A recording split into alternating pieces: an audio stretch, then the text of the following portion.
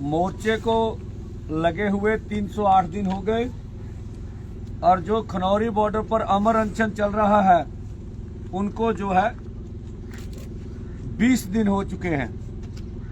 और जो ये चर्चा चल रही थी कि आप जितनी भी यूनियन सभी दिल्ली आंदोलन 2 में शामिल नहीं हो सकी, उसके लिए क्या प्रयास किया जा रहा है। और हमने अपने जो भी भाई इस आंदोलन से दिल्ली आंदोलन 2 में शामिल नहीं हो सके उनकी ओर हाथ बढ़ाया है कि जो भी मतभेद हैं उन्हें भूलकर किसान मजदूर के हित में जो इस समय खेती सेक्टर पे ऊपर कारपोरेट का हमला है उसको देखते हुए कृषि क्षेत्र को और कृषि क्षेत्र की जो उपज की मंडी है उसे किस तरह से बचाया जाए, इसके लिए हमने अपने भाइयों की ओर ये चिट्ठी लिखी है और ये सभी नेताओं को हम व्हाट्सएप भी कर रहे हैं। हमने पहले भी ये आंदोलन शुरू करने से पहले प्रयास किया था। कुछ लीडर छूटे होंगे,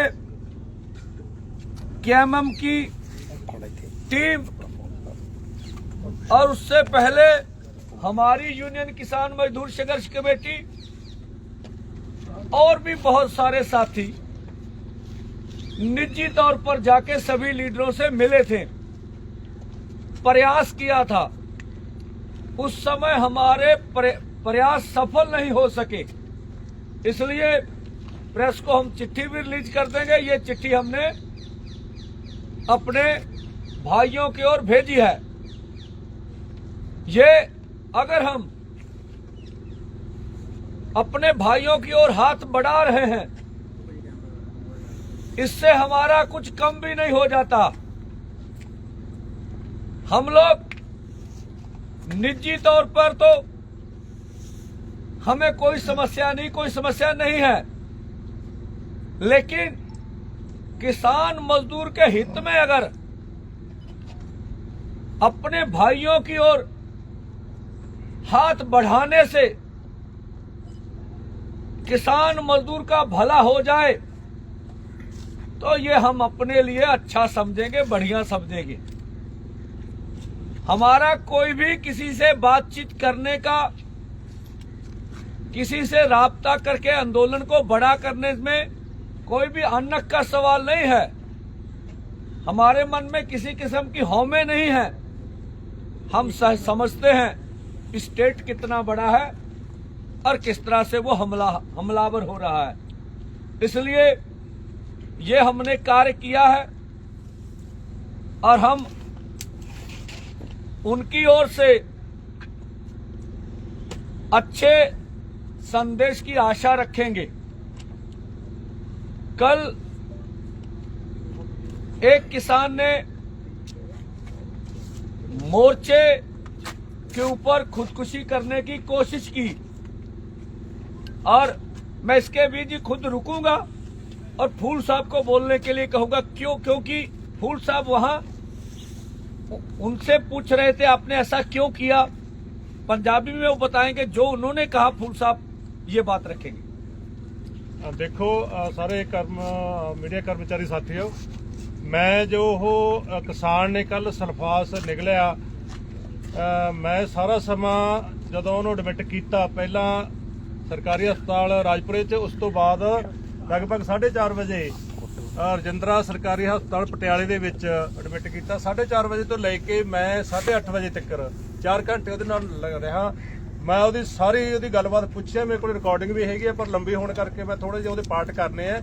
ਉਹਨੇ ਜੋ ਕਿਹਾ, ਮੈਂ ਉਹਨੂੰ ਪੁੱਛਿਆ ਵੀ ਤੂੰ ਕਿਉਂ ਕੀਤਾ ਐਡਾ ਵੱਡਾ ਸਟੈਪ, ਤੂੰ ਕਿਉਂ ਲਿਆ? ਪਹਿਲਾਂ ਚਲੋ ਸਾਨੂੰ ਐ ਸੀਗਾ ਵੀ ਹੋ ਸਕਦਾ ਬੰਦਾ ਕਹਿ ਦਿੰਦਾ ਨਾ ਹੋਵੇ, ਪਰ ਉਦੋਂ ਤੱਕਰ ਜਿਹੜਾ ਉਹਦੇ ਅੰਦਰੋਂ ਫਲੂਇਡ ਲਿਆ ਸੀਗਾ ਪਾਈਪ ਪਾ ਕੇ ਉਹਦੇ ਵਿੱਚ ਵੀ ਕਨਫਰਮ ਹੋ ਗਿਆ ਸੀ। ਸੋ ਇਹਦਾ ਮਤਲਬ ਕੋਈ ਰੌਲਾ ਨਹੀਂ ਸੀਗਾ ਵੀ ਸਲਫਾਸ ਨਿਕਲੀ ਹੈ। ਫਿਰ ਮੈਂ ਕਿਹਾ ਵੀ ਤੁਸੀਂ ਕਿਉਂ ਕੀਤਾ, ਉਹਨੇ ਬਿਲਕੁਲ ਕਲੀਅਰ ਕੱਟ ਇੱਕੋ ਮਨ ਦੇ ਨਾਲ ਮੇਰੇ ਕੋਲੇ ਵੀ ਉਹੀ ਸਟੇਟਮੈਂਟ ਦਿੱਤੀ ਆ, ਲਗਭਗ ਘੰਟੇ ਦੀ ਸਟੇਟਮੈਂਟ ਹੋਣੀ, ਰਿਕਾਰਡਿੰਗ ਹੈ। ਮੀਡੀਆ ਕਰਮਚਾਰੀਆਂ ਨੇ ਆਪਣੇ ਇੰਡੀਪੈਂਡੈਂਟ ਵੀ ਉਹ ਤੋਂ ਲਈ ਹੈ, ਸੇਮ ਹੈ। ਉਹਦੇ ਚ ਉਹਨੇ ਕਿਹਾ ਵੀ ਮੈਂ ਕੋਈ ਪਹਿਲੀ ਵਾਰ ਨਹੀਂ ਆਇਆ ਅੰਦੋਲਨ ਦੇ ਵਿੱਚ, ਮੈਂ ਪਹਿਲਾਂ ਦਿੱਲੀ ਅੰਦੋਲਨ ਦੇ ਵਿੱਚ ਵੀ 1 ਸਾਲ ਪਰ ਪਾਰਕਰ ਮਾਲ ਕੋਲੇ ਜੋ ਲੰਗਰ ਸੀ ਉਹਦੇ ਵਿੱਚ ਸੇਵਾ ਕੀਤੀ ਹੈ। ਜਦੋਂ ਤੋਂ ਆਹ 13 ਫਰਵਰੀ ਵਾਲਾ ਅੰਦੋਲਨ ਸ਼ੁਰੂ ਹੋਇਆ ਸ਼ੰਭੂ ਖਨੌਰੀ ਬਾਰਡਰ ਤੇ, ਉਦੋਂ ਤੋਂ ਮੈਂ ਇੱਥੇ ਹੇਠਾਂ ਜਿੱਥੇ ਭੰਗੂ ਵਾਲਿਆਂ ਦਾ ਲੰਗਰ ਹੈਗਾ, ਰੋਪੜ ਵਾਲਿਆਂ ਦਾ ਕਹਿ ਦਿੰਦੇ, ਉੱਥੇ ਉਹ ਲਗਾਤਾਰ ਸੇਵਾ ਕਰਦਾ ਰਿਹਾ। ਪਰ ਕਹਿੰਦਾ ਵੀ ਮੈਂ ਜਦੋਂ ਤੋਂ ਆਹ ਹੁਣ ਦੁਬਾਰੇ ਆਪਣਾ ਮੋਰਚਾ ਸ਼ੁਰੂ ਹੋਇਆ, ਉਧਰੋਂ 26 ਨਵੰਬਰ ਵਾਲਾ ਮਰਨ ਵਰਤ ਵਾਲਾ, ਇੱਧਰ ਮਰਜੀਵੜਿਆਂ ਦੇ ਜਥੇ ਭੇਜਣ ਵਾਲਾ, ਕਹਿੰਦਾ ਜਿਹੜੇ 8 ਤਰੀਕ ਨੂੰ ਨੇ ਕੈਟਾਗਰੀਕਲੀ ਕਿਹਾ ਜੇ ਜਿੱਦੇ ਉਹ ਜਥਾ ਗਿਆ ਤੇ ਮੈਂ ਉਹ ਐਂਬੂਲੈਂਸਾਂ ਹੂਟਰ ਮਾਰਦੀਆਂ ਆ ਰਹੀਆਂ ਸੀ, ਮੈਂ ਬੀਬੀਆਂ ਨੂੰ ਦੇਖਿਆ ਰੋਂਦੀਆਂ ਨੂੰ। ਕਹਿੰਦਾ ਵੀ ਮੈਂ ਉਦੋਂ ਤੱਕ ਡਲਿਆਲ ਸਾਹਿਬ ਦੀ ਵੀ ਹਾਲਤ ਕਾਫੀ ਖਰਾਬ ਹੋ ਚੁੱਕੀ ਸੀ, ਮੈਂ ਕਹਿੰਦਾ ਵੀ ਉਦੋਂ ਹੀ ਫੈਸਲਾ ਕਰ ਲਿਆ ਸੀ 8 ਤਰੀਕ ਨੂੰ ਵੀ ਮੈਂ ਅਗਲਾ ਜਿੱਦਾਂ ਜਥਾ ਜਾਊਗਾ 14 ਤਰੀਕ ਨੂੰ, ਉਹਦੇ ਵਿੱਚ ਮੈਂ ਉਹਨਾਂ ਦੇ ਸਾਹਮਣੇ ਜਾ ਕੇ ਆਪਣੀ ਸਲਫਾਸ ਨਿਗਲ ਕੇ ਉਹਨਾਂ ਨੂੰ ਕਹੂੰਗਾ, ਉਹਨਾਂ ਦੇ ਮੈਂ ਸਿਰ ਚੜ ਕੇ ਮਰੂੰਗਾ। ਮੈਂ ਡਿਸੀਜਨ ਕਰ ਲਿਆ ਸੀ, ਮੈਂ ਉਹ ਸਲਫਾਸ ਵੀ ਲੈ ਲਈ ਸੀ, ਮੇਰੀ ਜੇਬ 'ਚ ਸੀਗੀ 14 ਤਰੀਕ ਨੂੰ। ਪਰ ਮੈਂ ਇੱਥੇ ਸਟੇਜ ਕੋਲੇ ਆ ਗਿਆ, ਗਾਹਾਂ ਮੈਨੂੰ ਉੱਥੇ ਜਾਣ ਦਾ ਮੌਕਾ ਨਹੀਂ ਮਿਲਿਆ। ਤੇ ਫਿਰ ਮੈਂ ਜਿਹੜਾ ਹੈਗਾ ਉੱਥੇ ਲਗਭਗ ਉਹਨੇ ਦੱਸਿਆ ਵੀ ਜਦੋਂ ਪਹਿਲਾ ਗੋਲਾ ਕੱਲ ਟਾਈਮ ਨੋਟ ਹੈ ਉਹ 12:40-45 ਦੇ ਵਿੱਚ ਹੈਗਾ, ਉਸ ਟਾਈਮ ਤੇ ਕਹਿੰਦਾ ਵੀ ਮੈਂ ਉਹ ਗੋਲੀ ਨਿਕਲੀ ਹੈ। ਉਸ ਤੋਂ ਬਾਅਦ ਮੈਨੂੰ ਮੈਂ ਦੱਸਿਆ ਵੀ ਨਹੀਂ ਕਿਸੇ ਨੂੰ, ਥੋੜੇ ਚਿਰ ਬਾਅਦ ਮੈਨੂੰ ਮਤਲਬ ਮੈਂ ਦੱਸਤਾ, ਮੈਂ ਇਹ ਵੀ ਦੱਸਤਾ ਵੀ ਮੈਂ ਚਿੱਠੀ ਵੀ ਲਿਖੀ ਹੈ ਜੋ ਆਪਣੇ ਪੰਧੇਰ ਸਾਹਿਬ ਨੇ ਇੱਥੇ ਦਿਖਾਉਣਗੇ, ਉਹ ਵੀ ਮੈਂ ਪੰਧੇਰ ਸਾਹਿਬ ਕੋਲੇ ਚਿੱਠੀ ਵੀ ਭੇਜਤੀ ਤੇ ਉਸ ਤੋਂ ਬਾਅਦ ਮੈਨੂੰ ਐਂਬੂਲੈਂਸ ਦੇ ਵਿੱਚ ਲਏ। ਇਹ ਤਾਂ ਚਲੋ ਉਹਨੇ ਇੱਥੋਂ ਤੱਕ ਸੀ। ਉਸ ਤੋਂ ਗਾਹਾਂ ਉਹਨੇ ਇਹਦੇ ਸਾਰੀ ਦੱਸਿਆ ਵੀ ਮੈਂ ਕੁੱਲ ਮਿਲਾ ਕੇ ਜੇ ਕਹਿਣਾ ਹੋਵੇ, ਮੈਂ ਜਿਹੜਾ ਸਰਕਾਰ ਦਾ ਜੋ ਜ਼ੁਲਮ ਹੈ ਜਾਂ ਉਧਰ ਆਪਣੇ ਤਿਲ ਕਰਕੇ ਡਲਿਆਲ ਸਾਹਿਬ ਮਰ ਰਹੇ ਨੇ, ਇੱਧਰ ਮੈਂ ਰੋਜ਼ ਫੱਟੜ ਹੁੰਦਿਆਂ ਨੂੰ ਦੇਖ ਰਿਹਾ, ਮੈਥੋਂ ਇਹ ਸਹਾਰਿਆ ਨਹੀਂ ਗਿਆ, ਮੈਥੋਂ ਬਰਦਾਸ਼ਤ ਨਹੀਂ ਹੋਇਆ। ਮੇਰੀ ਕਮਜ਼ੋਰੀ ਸਮਝ ਲਓ, ਕੁਝ ਸਮਝ ਲਓ। ਅਗਲੀ ਗੱਲ ਉਹਨੇ ਮੈਨੂੰ ਕਿਹਾ ਵੀ ਫੂਲ ਸਾਹਿਬ ਮੈਂ ਤੁਹਾਨੂੰ ਦਿੱਲੀ ਵਾਲੇ ਅੰਦੋਲਨ ਵੇਲੇ ਤੋਂ ਜਾਣਦਾ, ਹੁਣ ਵੀ ਤੁਸੀਂ ਮੇਰੇ ਨਾਲ ਹੀ ਹੈ, ਮੇਰੀ ਬੇਨਤੀ ਹੈ ਵੀ ਤੁਸੀਂ ਮੈਨੂੰ ਬਚਾਓ ਨੇ। ਮੈਂ ਆਪਣੀ ਜ਼ਿੰਦਗੀ ਲਾਉਣੀ ਸੀਗੀ ਇਹਨਾਂ ਦੇ ਸਿਰ ਚੜ ਕੇ ਮੋਦੀ ਦੇ, ਉਹ ਮੈਂ ਲਾਤੀ, ਮੈਂ ਸਾਰਾ ਕੁਝ ਲਿਖਤਾ, ਮੈਂ ਮੀਡੀਆ ਨੂੰ ਵੀ ਬਿਆਨ ਦਿੱਤਾ, ਕਿਰਪਾ ਕਰਕੇ ਮੈਨੂੰ ਬਚਾਓ ਨਾ।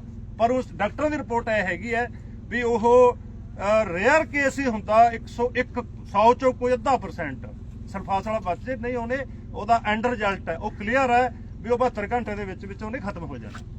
ਠੀਕ ਹੈ ਜੀ, ਇੱਕ ਤਾਂ ਇਹ ਪੱਖ ਹੈ, ਇੱਕ ਉਹਨਾਂ ਦਾ ਹਲਫ 50 ਰੁਪਏ ਦਾ ਸਟਾਮ ਆ, ਕੋਈ ਉਹਨਾਂ ਦੇ ਸਾਈਨ ਹੋਏ ਆ, ਕੋਈ ਸਰਕਾਰੀ ਬੋਰਡ ਤਾਂ ਨਹੀਂ ਹੈਗੀ ਸਾਥੋਂ। ਇੱਕ ਉਹ ਮੈਨੂੰ ਮਿਲਿਆ ਜਿਹਦੇ ਵਿੱਚ ਉਹ ਲਿਖਦਾ, ਉਹਨੇ ਪਤਾ ਦੱਸਿਆ ਆ ਰਣਜੋਤ ਸਿੰਘ ਉਹਦੇ ਸਾਈਨ ਆ, ਉਹਦਾ ਪਿੰਡ ਹੈਗਾ ਰਤਨ ਹੇੜੀ, ਖੰਨਾ, ਤਹਿਸੀਲ ਖੰਨਾ, ਜ਼ਿਲ੍ਹਾ ਲੁਧਿਆਣਾ, ਉੱਥੇ ਲਿਖਿਆ ਹੋਇਆ। ਉਹ ਵਿੱਚ ਇਹ ਵੀ ਲਿਖਦਾ ਵੀ ਮੈਂ ਗਾਇਕ ਬੱਬੂ ਮਾਨ ਦਾ ਫੈਨ ਆ, ਇਸ ਧਰਨੇ ਦਾ ਸਮਰਥਨ ਹੈ, ਜਿਹੜੀ ਲਾਈਨ ਵਿੱਚ ਲਿਖੀ ਹੋਈ ਹੈ। ਠੀਕ ਹੈ ਜੀ, ਇਹ ਵੀ ਲਿਖਦਾ ਵੀ ਦਿੱਲੀ ਅੰਦੋਲਨ 2 ਦੇ ਵਿੱਚ ਉਹਨੇ ਪਹਿਲੇ 'ਚ ਵੀ ਬਹੁਤ ਸੇਵਾ ਕੀਤੀ ਤੇ ਹੁਣ ਵੀ ਜਦੋਂ ਤੱਕ ਅੰਦੋਲਨ ਚੱਲੂਗਾ ਮੈਂ ਸੇਵਾ ਕਰੂੰਗਾ। ਇਹ 7 ਦਾ ਹਲਫਨਾਮਾ, 7/4 ਦਾ ਕਿਡਨੀ ਵਾਲੀ, ਠੀਕ ਆ। ਔਰ ਇਹਦੇ ਵਿੱਚ ਇਹ ਵੀ ਲਿਖਿਆ ਵੀ ਕੋਈ ਵੀ ਅੰਗ ਧਰਨੇ ਦੀ ਚਾਹੀਦਾ ਹੋਵੇ ਕਿਸੇ ਬੰਦੇ ਨੂੰ ਤਾਂ ਅੰਗ ਦੇਣ ਨੂੰ ਵੀ ਤਿਆਰ ਹੈਗਾ। ਇਹ ਗੱਲਾਂ ਉਹਨੇ ਇਹ ਹਲਫਨਾਮੇ 'ਚ ਲਿਖੀਆਂ ਹੋਈਆਂ। ਔਰ ਜੋ ਫੂਲ ਸਾਹਿਬ ਨੇ ਕਿਹਾ, ਇਹੀ ਇੱਕ ਹੱਥ ਲਿਖਤ ਕਿਸੇ ਦੀ ਮਿਲੀ ਆ ਸਾਨੂੰ, ਠੀਕ ਹੈ ਜੀ, ਉਹਦੀ ਪੜਤਾਲ ਵੀ ਕਰ ਰਹੇ, ਉਹਦੇ ਵਿੱਚ ਵੀ ਇਹੀ ਗੱਲਾਂ ਨੇ। ਠੀਕ ਹੈ, ਉਧਰ ਬਾਪੂ ਜੀ ਲਿਖਿਆ ਹੋਇਆ ਡਲਿਆਲ ਨੂੰ, ਇੱਧਰ ਵਾਲਾ ਜਬਰ ਲਿਖਿਆ ਹੋਇਆ ਵਾ, ਉਹਦੇ ਚੋਂ ਗੱਲਾਂ ਕਰਕੇ ਉਹ ਇਹਦੇ 'ਚ ਖੁਦਕੁਸ਼ੀ ਕਰ ਗਿਆ ਹੈਗਾ ਵਾ।